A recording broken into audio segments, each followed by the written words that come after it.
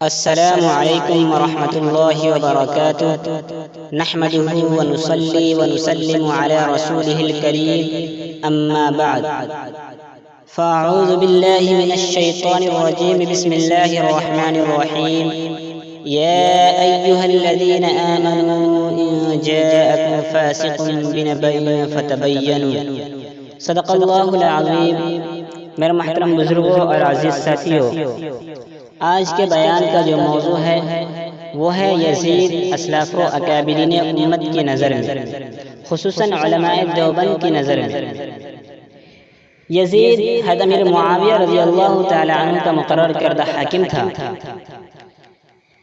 چونکہ اپنے والد محترم حضرت امیر معاویہ رضی اللہ تعالی عنہ کے ساتھ رہ کر حکومتی معاملات کو جان چکا تھا، اس کا تجربات اس کو ہو چکا تھا، اس لیے حضرت امیر معاویہ رضی اللہ تعالی عنہ نے ان کو ولی عہد مقرر کیا۔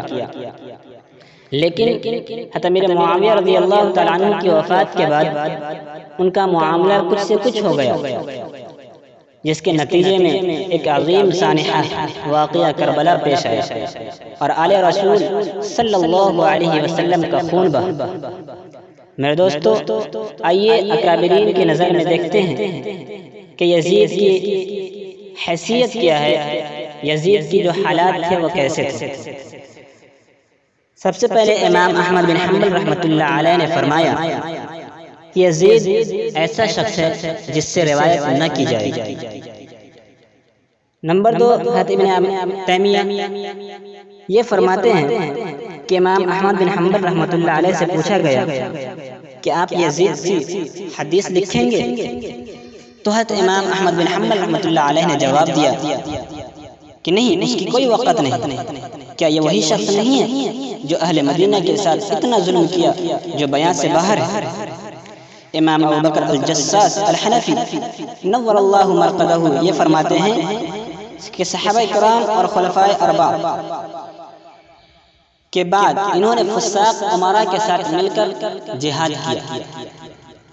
مورخ اسلام حافظ شمس الدین الذہبی نور اللہ مرقدہ یہ ارشاد فرماتے ہیں کہ یزید بن معاویہ رضی اللہ تعالی عنہ ناصبی، سنگ دل، بد زبان، غلیظ، جفاکار، شراب خور اور بدکار تھا، اس لیے کہ انہوں نے اپنی حکومت کا افتتاح حضرت امام حسین رضی اللہ تعالیٰ عنہ کی شہادت سے کیا، ان کے قتل سے کیا، اور اپنی حکومت کا اختتام ایک قتل عام سے کیا۔ اس لیے مسلمانوں نے اس کے اوپر فٹکار کی، بد دعائیں دی، تو اس کی عمر میں برکت نہ ہوئی، لہذا جلد ہی چل بسا۔ اور حضرت حسین رضی اللہ تعالیٰ عنہ کے بعد بہت سے صحابہ کرام نے ان کے خلاف کر کے اللہ کی رضا کے لیے خروج اختیار کیا۔ حافظ عماد الدین الدمشقی یہ فرماتے ہیں کہ یزید کا شہوات کی طرف میلان تھا اور بعض اوقات نمازیں چھوڑا کرتا تھا، اور جو وقت کی نماز ہے اس کو قضا پر پڑھا کرتا تھا۔ علامہ کمال الدین الدمیری یہ فرماتے ہیں کہ یزید شرابی تھا۔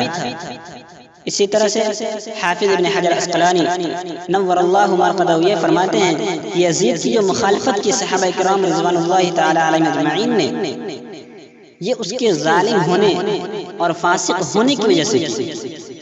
تو حافظ ابن حجر عسقلانی نے صاف صاف کہہ دیا کہ یزید ایک فاسق تھا اور فاجر تھا۔ حضرت ولی اللہ شاہ ولی اللہ محدث دہلوی رحمۃ اللہ علیہ یہ فرماتے ہیں کہ یزید بری سیرت کا آدمی تھا، یعنی یزید کی جو سیرت تھی، جو عادات تھے وہ برے تھے، قابل اعتماد نہیں تھے۔ اب آگے آئیے علماء دیوبند کی بات آئی کہ علماء دیوبند کی نظر میں یہ کیا ہے۔ بعض لوگ کہتے ہیں علماء دیوبند کو یا دیوبند کو کہتے ہیں کہ یزیدی ہے، یزیدی کی طرف دار ہے۔ لیکن آئیے جانتے ہیں کہ علماء دیوبند کا جو نظریہ ہے، علماء دیوبند اس کے بارے میں کیا کہتے ہیں۔ سب سے پہلے حضرت مولانا قاسم نانوتوی نور اللہ مرقدہ کی بات کرتے ہیں۔ انہوں نے فرمایا کہ امیر معاویہ رضی اللہ تعالیٰ عنہ نے جب یزید پلید کو ولی عہد مقرر کیا تھا تو اس کا فسق ظاہر نہیں ہوا تھا۔ اگر آپ رضی اللہ تعالیٰ عنہ کے زمانے میں کچھ ایسے کام کیے ہوں گے تو تو لیکن اس کی خبر حضرت امیر معاویہ رضی اللہ تعالیٰ عنہ کو نہیں تھی.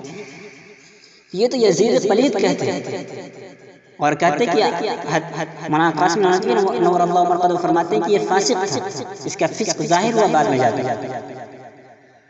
تو علماء دیوبند کیسے یزید کے طرفدار ہو سکتے ہیں؟ یہ تو انہیں فاسق کہہ رہے ہیں. آئیے دوسرے علماء کی عالم کی طرف چلتے ہیں. حضرت مولانا رشید احمد گنگوہی نور اللہ مرقدہ، یہ بھی علماء دیوبند کے بہت بڑے تاج ہیں. یہ فرماتے ہیں یزید کو کافر کہنے سے احتیاط کیا جائے.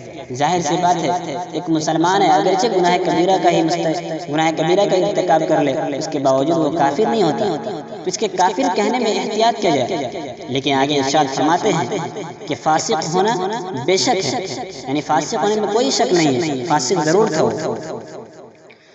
حضرت مولانا اشرف علی تھانوی مجدد ملت مولانا اشرف علی تھانوی نور اللہ مرقدہ یہ فرماتے ہیں کہ یزید فاسق تھا اور فاسق کی ولایت مختلف تھی. تو ہمارے اکابرین کی ایک لسٹ ہے، پورے اکابرین کی ایک فہرست ہے جو یہ فرماتے ہیں کہ یزید فاسق تھا، فاجر تھا، اس کی ولایت مختلف تھی. حضرت مولانا حسین احمد مدنی نور اللہ مرقدہ یہ فرماتے ہیں یزید بن امیر معاویہ رضی اللہ تعالی عنہ کی وفات کے بعد، یزید حضرت امیر معاویہ رضی اللہ تعالی عنہ کی وفات کے بعد کھلا فسق و فجور میں شامل ہو گیا، فسق و فجور میں مبتلا ہو چکا تھا. لہذا ان تمام اسلاف و اکابرین امت کے اقوال سے یہ بات معلوم ہوتی ہے کہ یزید قابل اعتماد آدمی نہیں تھا. یزید ایک فاسق و فاجر آدمی تھا اور یزید کی ولایت مختلف تھی. اسی طرح سے وہ شرابی تھا، شہوات کی طرف اس کا میلان تھا. اسی طرح سے سنگ دل تھا، بد زبان تھا، غلیظ تھا، بدکار تھا. یہ تمام بری صفات اس کے اندر پائے جاتے تھے. لہذا اکابرین امت کی نظر میں یزید ایک فاسق و فاجر آدمی تھا، اس کی کوئی بات قابل قبول نہیں ہے. حضرت امام احمد بن حنبل رحمۃ اللہ نے فرمایا کہ اس سے روایت بھی نہیں کی جائے. اللہ تبارک و تعالیٰ سے دعا ہے کہ اللہ تبارک و تعالیٰ ہمیں صحیح بات بیان کرنے کی اور غلط چیزوں سے دور رہنے کی توفیق دے، اور کسی پر بہتان باندھنے، غلط چیز کسی کی طرف منسوب کرنے سے حتی الامکان ہمیں بچائے. اللہ تبارک و تعالی ہم سب کو کہانی سننے سے زیادہ عمل کی توفیق عطا فرمائے. آمین. وآخر الدعوانا الحمدللہ رب العالمین.